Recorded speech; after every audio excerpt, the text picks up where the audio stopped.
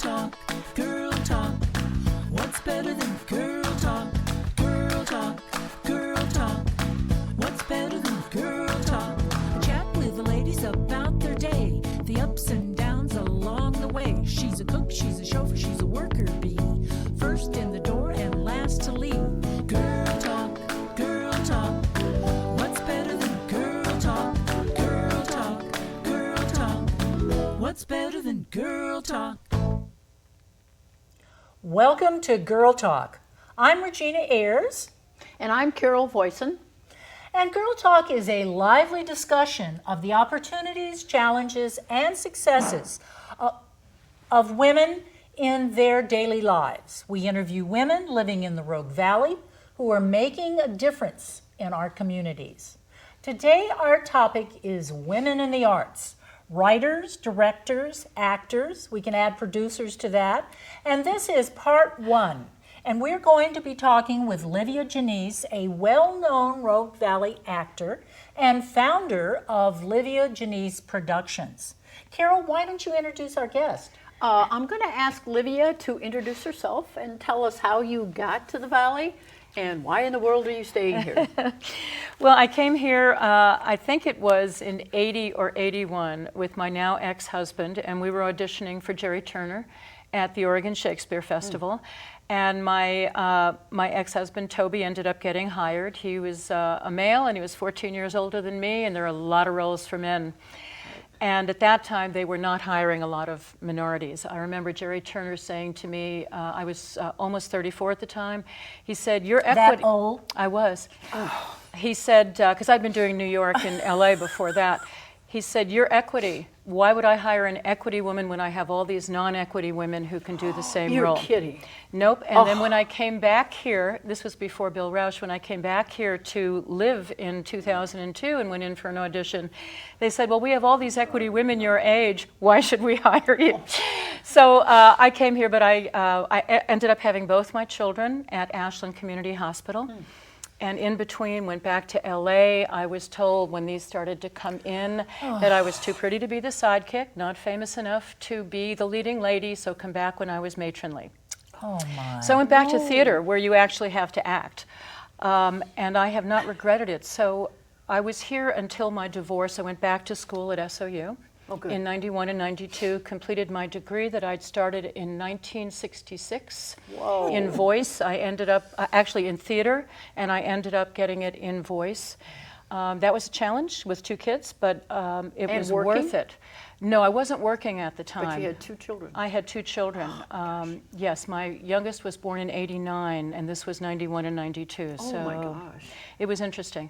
But once I got my degree, I also got my divorce. I was married for 14 years, and then I went back to the Bay Area, and I started a conservatory there. I acted in most of the theaters. I got some acting awards, which I was very proud of. And then I missed the redwoods, and I missed the trees, and I missed the community. What was one of your awards? Tell us what the awards Best Actress in a Musical, when I was at TheaterWorks for the role of Rebecca in Rags, a musical about it was nicknamed Fiddler on the Stoop, because it was what happened with those immigrants when they left the shtetl in Anatevka and came to kind of like what ragtime was, called Rags.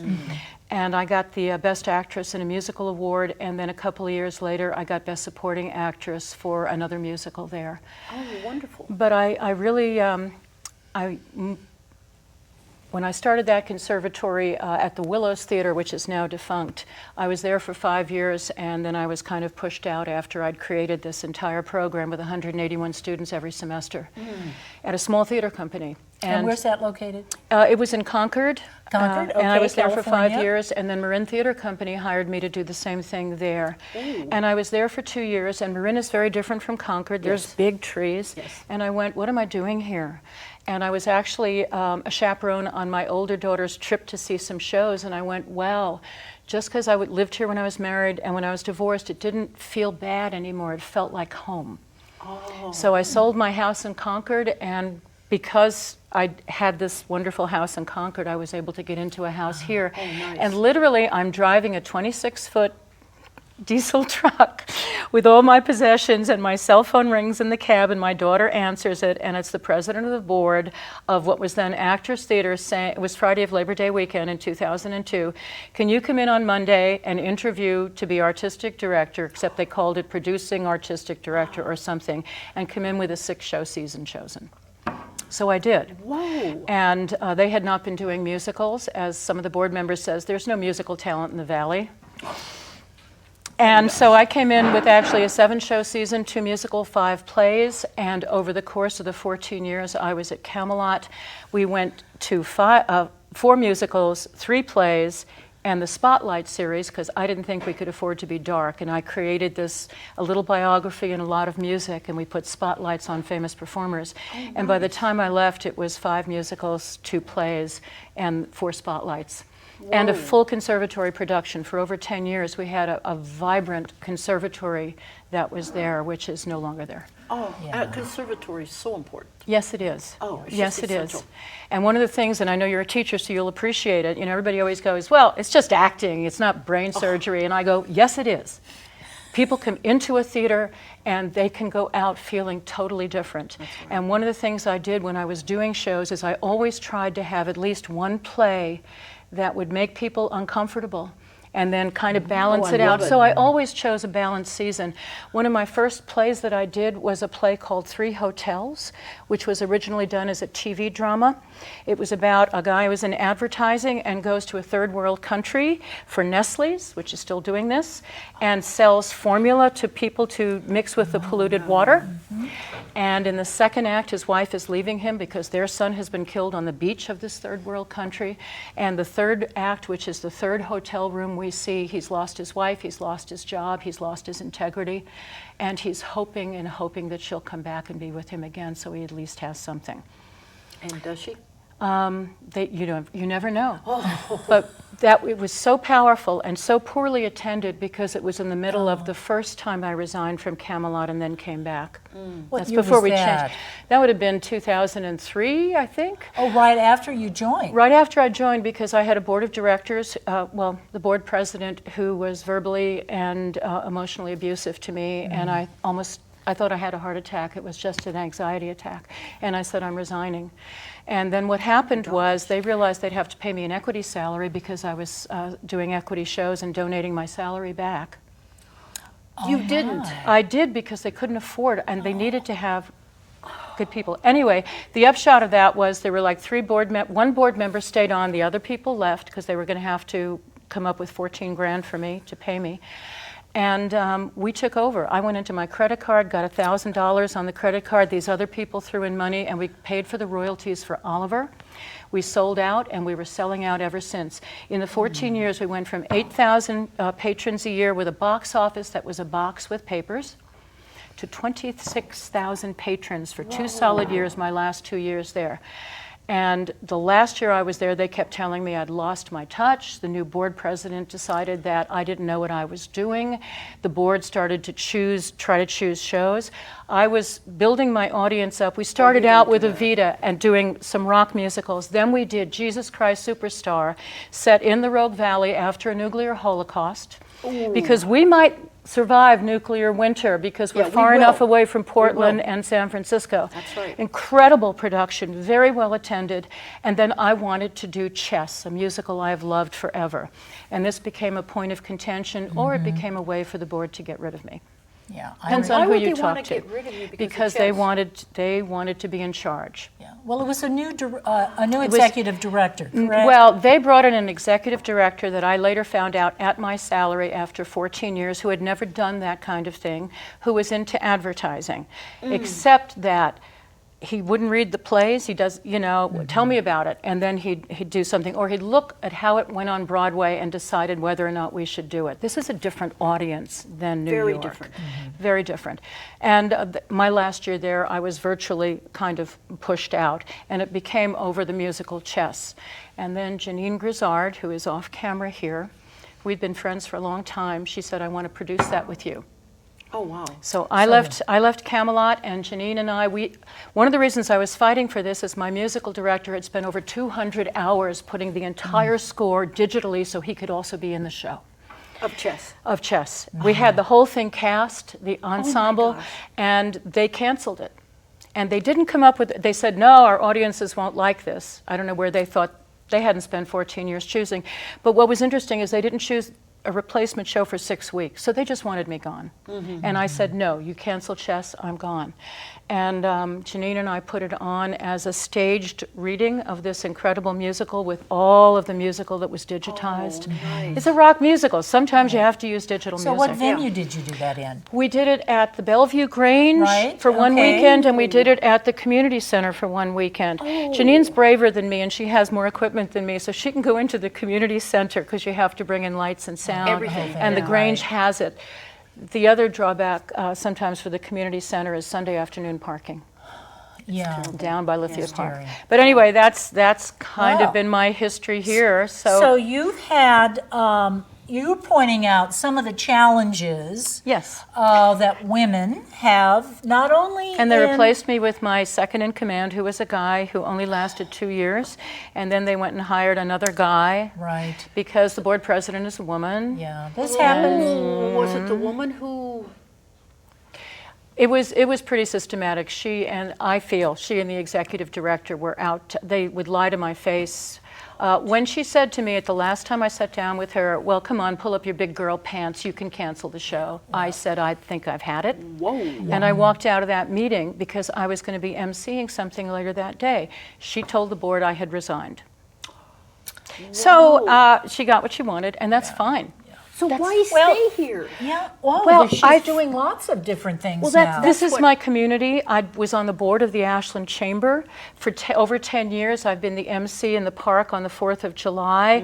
I have been co-moderating the parade in the mornings. I sing the Star Spangled Banner. This year I'm You're reading a doing it this Declaration week, of the next week. Independence. This is my community. I did try to go to Portland. I re-upped on my Screen Actors Guild card. I directed a show up there. I've auditioned up there, but I kept being called back here. Nice. And We're glad so you're this is here. where I live. All right. So I know you've had a lot of challenges there, but one specific thing I wanted to talk to Sure. you about was when I first came here, you were in the feedlot store. In the feed store, yes. And then you and others, I'm sure, put together a tremendous capital campaign in order to build the beautiful new theater. Well, that the I have reason we did was because the City of Talent was coming through our property.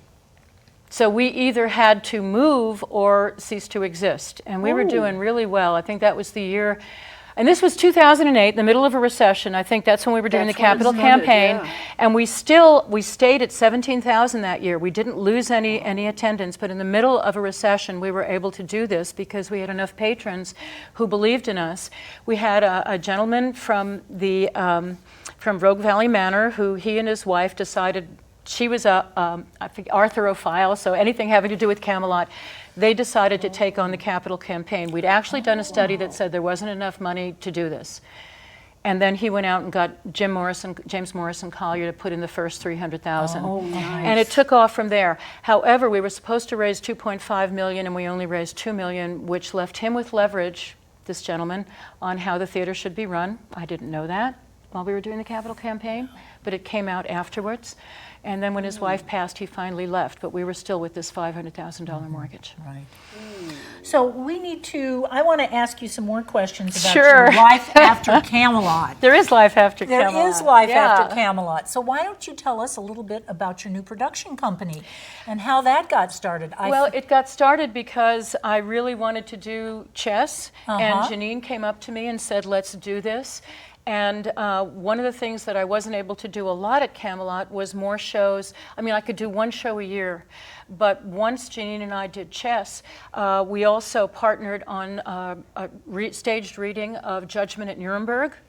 Yeah, let's put up that slide We that also, shows the. I also put on plays. God's Country, which is a play that is based on the real-life murder of a Jewish talk show host in Denver by white supremacists who were right in this area. So talk about timely. And it was about the insidiousness of white supremacy and how it takes over your mind and what you are willing to do. And then we did Judgment at Nuremberg together. I saw that. That was excellent. Well, we had done a full production of it years ago at Camelot, and it was right around the time they were choosing Supreme Court Justices Roberts and now. Alito. Wow. As now. So I want to do Fahrenheit 451. I think I was saying a staged reading of that.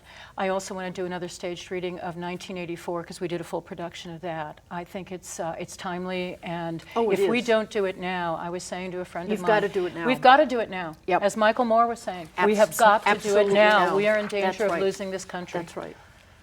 And there's nothing more powerful than the arts at a time like this. You really can motivate a revolution. When I was doing that play about Nestle's, we had to have a talk back every night. People were so upset in the audience.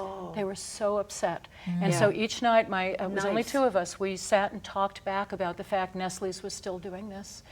And their way of selling it back then was putting women in pink nurses' outfits.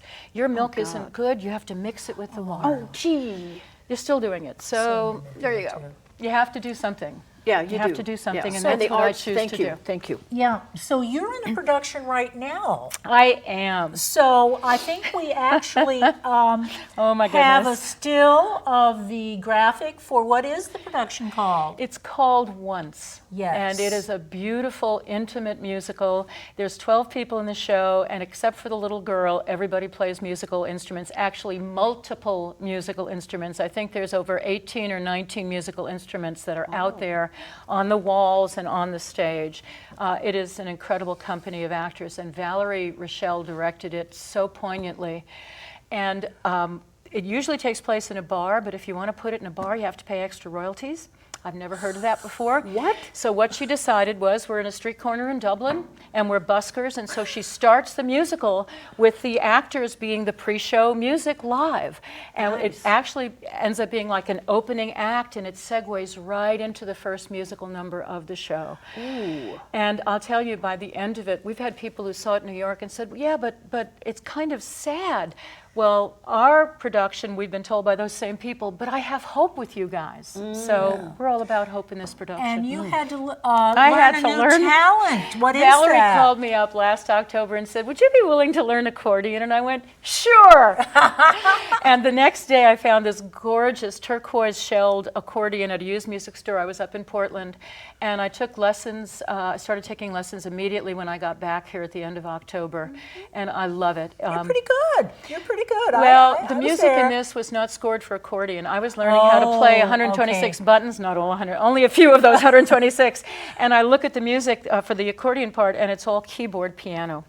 So having to rethink in the course of 2 weeks of rehearsal and learn how to finger all of the chords here instead of on the buttons where the chords are was a challenge. But I love the instrument. I'm going to keep studying, and I love this show. I can't believe we close on Sunday. Yeah, you do. And You the last have, couple of weeks have been entirely sold out. But we added Wednesday nights and we added Sunday nights you because did? it's the best show in the second slot they've ever done. Great. Well, congratulations. I think we you. actually Wonderful. have a clip of Livia performing. Can we play that clip of Once? In truth, he was a miserable little man. One night, he lay awake in his bed, and for the first time in his life, he imagined great adventures. He imagined other countries and fantastic encounters with unstable individuals. He imagined love affairs of various varieties. He slept deeply, and what great dreams he had. The morning came, and he dressed himself, but not in the clothes he would usually wear. No! This morning he would be brand new. And as he faced the world through his front door, he closed his eyes, and that same mind began to imagine the most terrible things.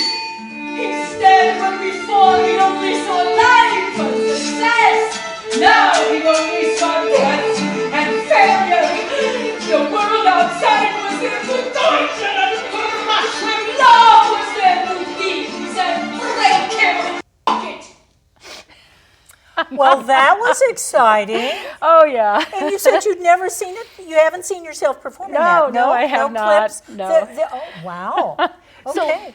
So, Livia, before we started the program, we were talking a bit about audience. Yes. Can you explain to me what the relationship is between you, an actress, and the audience when you're involved in your... In doing a show? Yeah. Live theater is incredible because when I used to teach, I used to say, if you're actually experiencing an emotion, it goes across the footlights. And you can see audience members right in there with you. And we have the possibility with what we do to make people think, to make people feel. I mean, you know, most people go to the monster truck rallies. That's where most people get off their anger and whatever else. The theater is where you get into those softer emotions, and I think we absolutely serve a purpose. If we can make you laugh and make you cry in the same show, we've made you experience your own humanity. Oh, nicely And that's what you do. That's what you want theater to do, to make a difference. You make a difference. It is brain surgery. And you can tell that in the audience. Oh, God, you can tell. How do you know? Because you can see their faces when the light's on there. Not that you're looking at the audience, but especially at the cabaret, it's very close. And at this show, you can hear them crying at the end, and they jump to their feet cheering. Oh. So you know. What you have to do as an actor is when you're not getting the response to the laughs or anything that you're used to, is you have to keep doing the same performance you always do and not go, oh, that audience. Because you never know what they're thinking. They may have come from an awful day at the office, but by the end of the show, when they jump up, you know that they've enjoyed it. Yeah. So, just to follow up. Yeah. What do you do, especially like with the cabaret and in the front row? Yeah. And this guy falls asleep? You just Or notice it and kids- go on. You just go on. Okay, I was Just go always on. wondering, what do and you we, do? a lot of us at points, in different points, have eye contact, not as characters, but as, you know, whoa, what was that? You roll the eyes. Well, we have these deep looks into each other's eyes. So sometimes you just can't do anything about it. Right. And you never know what that experience is going to be. There was this one woman who was like this through the whole thing, and she jumped up at the end. So we don't know what's going on in their mind. We just are there to entertain there and make a for difference. them. We're there for them. Yes. It's definitely service. Yes. It's definitely service. So, what was the question I was going to ask? Oh, you're so well known in the Valley. You've been here forever. Do you have to audition for parts like? No, well, the thing is that I can only do union parts. And there's not that much work. And I do have to See, audition I at the didn't know that. festival, and I've never actually worked there. I've auditioned a number of times, but I've never worked there. But the rest of it, Val didn't ask me to audition for this, and she cast me in a show last year, Noises Off, and this hysterical character, Dottie, who is English. But Val and her husband Rick, who's the executive director, they had moved here the year before I left Camelot, and we were welcoming to each other. She'd been one of my daughter's teachers at the conservatory my daughter went to. And so they'd come and seen me in shows, so Val knows my work. But nice. you still audition when you're out of town. You still have to. Okay. Sure. Okay. They want to know if I can still sing. You know, I'm going to be 69. She got that older lady wobble. You know? Not yet. So yeah. Okay, is it still a little scary if you're? Oh, of course it is. But as a teacher in the arts, there's ways to deal with that. You deep breathe. What I was just telling someone who was auditioning for OSF, prime your pump. Don't be standing out there before the audition saying, "Hi, how are you?" Go over your monologue, deep breathe, get centered, get your focus, and be talking to someone else, especially if you're doing a monologue, which the definition is one person talking. Always have a scene partner who's invisible if they have to be, so you're not out there alone. Anything that's going to take you out of your head and into the scene is what's important. You know, that's like a politician. Yep. That's what I learned to do. That's how I survived. Exactly that. Yep. Yeah. You go over it before you go on stage. Yeah, And and, then- and if you have dry mouth, there's little, hints and tips for that. It's all the stuff that actors have compiled over the years to save each other. Yeah. Right. Nice. So why don't you tell us about what you're up to right now? I read online you're doing Quilters, the musical. Quilters the musical. It was nominated for 6 Tony Awards. Most people don't know of it. It's based on a book about women quilters, the women who covered their families as they moved across the plains. And it is so moving. And the quilts, we're renting these pieces from 2 women in LA.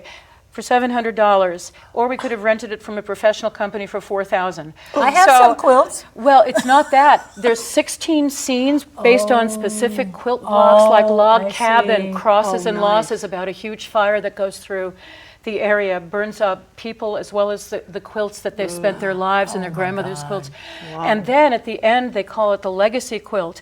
And it's this 60-pound quilt that we're going to have to try to figure out how to hang that has all of these individual blocks put together as a quilt. But the stories are incredibly moving.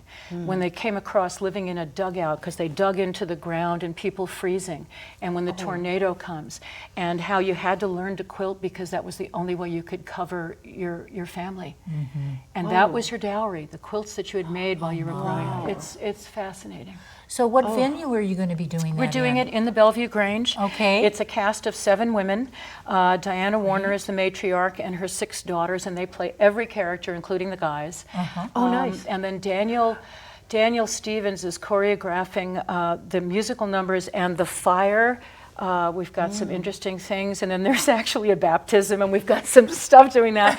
And Brian Kearns, who has just moved back, he and Madeline, his wife, and I had worked together years and years ago. Brian is the musical director and has been teaching the women, because I've not been available for rehearsal. I had 2 blocking rehearsals, my 2 nights off this last 2 weeks. He's been teaching them 30 songs. Wow. Wow. And so I finally go back to rehearsal Monday night, and then that's my total focus. What are the dates on that? Last 2 weekends in July, Friday, end of Saturday, July, Sunday, okay. like the 20th through the 29th. And then the last thing I'm doing this year is the last 2 weekends in September, I'm doing a tribute to the life and music of Patsy Cline. Oh, And I'm singing nice. Patsy. I love nice. Patsy Cline. You did a spotlight on her, didn't you? I did a spotlight my first year, but I also did a musical that I had done in the Bay Area called Always Patsy Cline, based on the true story of one of her biggest fans. And I actually, in San Francisco, played Louise, the fan, but I'd listened to all that music. And so when we did it at Camelot, Priscilla Quinby, a really good friend of mine, who's also an yes. equity actress, she did Louise, and I got to sing all the Patsy songs. Nice. Well, we're going to have to wrap it up, I know. ladies. Get me started. It really went fast. So, well, let's thank our guest, Carol. Oh, thank you both. Livia, Thank Genise. you, It was Livia. really fun, and I learned something. And so we are, Carol, do you want to thank our crew? Yes, I would like to thank our crew, Wanda, the director, John, graphics, Kate, set up all the lighting. She's not here right now. David, teleprompter, and we have wonderful fellows behind the camera, David, Michael, and Andy. Thank you all. Yes, and thanks to the Digital Media Center for hosting us. And why don't you tell the times for Girl Talk? Okay, Girl Talk can be seen on RVTV, Channel 15 with Ashland Home Net, or Channel 182 with Charter at 3 p.m. on Saturdays and 6:30 p.m. on Thursdays, or on demand online at rvtvsou.edu. Click on Public Access at the top of the page, then search for Girl Talk. And also, Girl Talk, we have a radio version of Girl Talk that we started before Rogue Valley TV. And that is live at noon on Sundays on KSKQ Community Radio, 98.5 FM and 94.1 FM in Medford. And besides co-hosting Girl Talk with Carol, I have another Rogue Valley TV show called Getaway Girl. And it's a travel show that can be seen on Rogue Valley TV by searching on Getaway Girl. So join me and see foreign lands and cultures. It's fun. So that's about it for us on Girl Talk. So bye for now, and we will see you next time. Bye-bye.